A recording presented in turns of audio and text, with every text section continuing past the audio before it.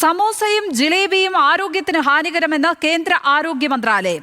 എല്ലാ കേന്ദ്ര സർക്കാർ സ്ഥാപനങ്ങൾക്കും ഇത് സംബന്ധിച്ച് നിർദ്ദേശം നൽകിയിട്ടുണ്ട്. ലഘുഭക്ഷണങ്ങളിലെ എണ്ണയും കൊഴുപ്പും പഞ്ചസാരയും സംബന്ധിച്ച് ബോർഡുകൾ സ്ഥാപിക്കാനും നിർദ്ദേശമുണ്ട്. ലഡു, വടാപാവ്, പക്കോട എന്നിവയെല്ലാം സൂക്ഷ്മ പരിശോധനയിലാണ് എന്നും ആരോഗ്യ മന്ത്രാലയം അറിയിച്ചു. വിവരങ്ങളുമായി ശ്രീജിത്ത് ബാലകൃഷ്ണനാണ് ഇപ്പോൾ നാഷണൽ ഡെസ്കിൽ നിന്നും ചേരുന്നത്. ശ്രീജിത്ത്, നമുക്കൊക്കെ സങ്കടമുള്ള കാര്യമാണല്ലേ, നമുക്കൊക്കെ പ്രിയപ്പെട്ട സുഖിയനും ഇനി ഈ പട്ടികയിൽ വരുമോ എന്നുള്ളതാണ് ഞാനിപ്പോൾ ഈ വാർത്ത കേട്ടപ്പോൾ ചിന്തിച്ചത്. എന്താണ് ഇത്തരത്തിലൊരു നിരോധനത്തിലേക്ക് കടക്കാൻ കാരണമെന്നാണ് കിട്ടുന്ന വിവരങ്ങൾ?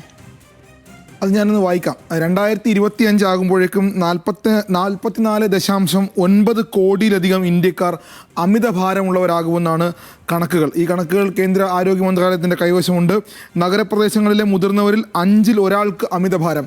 അങ്ങനെ അമിതഭാരം, പ്രമേഹം, കൊളസ്ട്രോൾ അടക്കം വലിയ രൂപത്തിൽ ആരോഗ്യ പ്രശ്നങ്ങൾ ഇന്ത്യയിലുള്ള ആളുകൾ നേരിടുന്നുണ്ട് എന്ന് ആരോഗ്യ മന്ത്രാലയത്തിൻ്റെ കയ്യിൽ കണക്കുണ്ട്.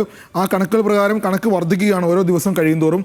അതുകൊണ്ട് സ്വാഭാവികമായും കർശനമായ നടപടികളും നിർദ്ദേശങ്ങളുമായി മുന്നോട്ട് പോകണം. ഇത് AIMS, നാഗ്പൂരിലെ AIMS ആണ് ഇക്കാര്യത്തിൽ ഒരു കർശന നിർദ്ദേശം വേണമെന്ന ആവശ്യം കേന്ദ്ര ആരോഗ്യ മന്ത്രാലയത്തിന് മുമ്പ് വെക്കുന്നത്.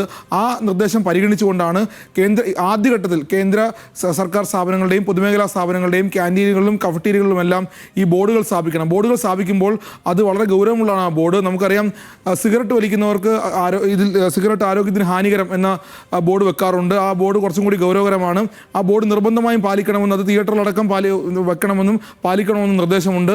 അതുപോലെ തന്നെ ഇനി കേന്ദ്ര സർക്കാരിൻ്റെ ക്യാൻറ്റീനുകളിലും കേന്ദ്ര സർക്കാർ സ്ഥാപനങ്ങളുടെ കഫറ്റീരിയകളിലുമെല്ലാം നിർബന്ധമായും ഈ ബോർഡുകൾ ഉണ്ടാകും. അതായത് ഇത് നിരോധനമല്ല എന്ന് കേന്ദ്ര സർക്കാർ ആദ്യം തന്നെ പറയുന്നുണ്ട്. സമൂസയും പക്കോടയും ലക്ഷ്മിയൊന്നും വിഷമിക്കേണ്ട, പിന്നെ ഇത് നിരോധിക്കുന്നില്ല, ഇതൊന്നും നിരോധിക്കാൻ പോകുന്നില്ല. പക്ഷേ സമൂസയും ജിലേബിയും ആദ്യഘട്ടത്തിൽ ആരോഗ്യത്തിന് ഹാനികരമാണെന്നുള്ള ബോർഡുകൾ നിർബന്ധമായും എല്ലായിടത്തും വെക്കും. അത് ആരോഗ്യത്തിന് ഹാനികരമാണെന്ന് കേന്ദ്ര ആരോഗ്യ മന്ത്രാലയം പറഞ്ഞു കഴിഞ്ഞു. എന്നാൽ ഇത് നിരോധനമല്ല. കേന്ദ്ര സർക്കാർ സ്ഥാപനങ്ങൾ, വകുപ്പുകൾ എന്നിവയുടെ ക്യാൻറ്റീനുകളും കഫറ്റീരിയകളും ഇത് വെക്കാനാണ് നിർദ്ദേശം.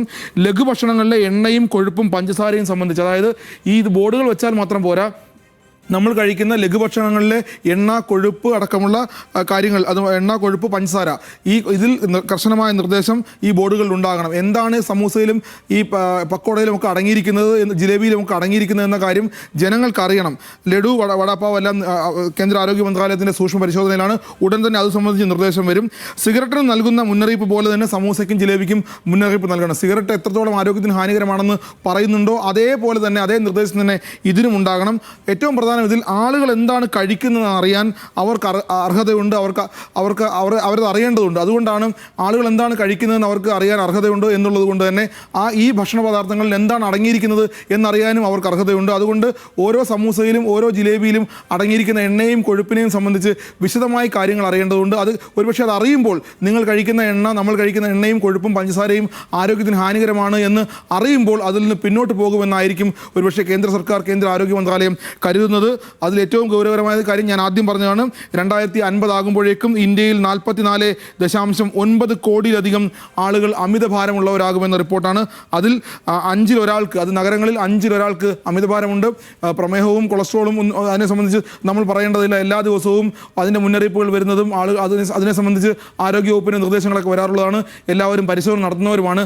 ഇനി പരിശോധന നടത്തിയാൽ പോരാ, സമൂസയും ജിലേബിയും കഴിക്കുമ്പോൾ നിങ്ങളുടെ മുന്നിൽ അത് ആരോഗ്യത്തിന് ഹാനികരമാണെന്നുള്ള മുന്നറിയിപ്പ് കൂടി ഉണ്ടാകുമെന്നാണ് കേന്ദ്ര ആരോഗ്യ മന്ത്രാലയം പറയുന്നത്. എന്തായാലും നമ്മൾ ഇപ്പോൾ ലക്ഷ്മി ഇപ്പോൾ ആശങ്കപ്പെട്ടതുപോലെ നമ്മുടെ ക്യാൻറ്റീനിൽ വരാൻ പോകുന്നില്ല. ഇത് ആദ്യഘട്ടത്തിൽ കേന്ദ്ര സർക്കാരിൻ്റെ സ്ഥാപനങ്ങളിലും ക്യാൻറ്റീനുകളിലും ഒക്കെയാണ് വരാൻ പോകുന്നത്. ലക്ഷ്മി.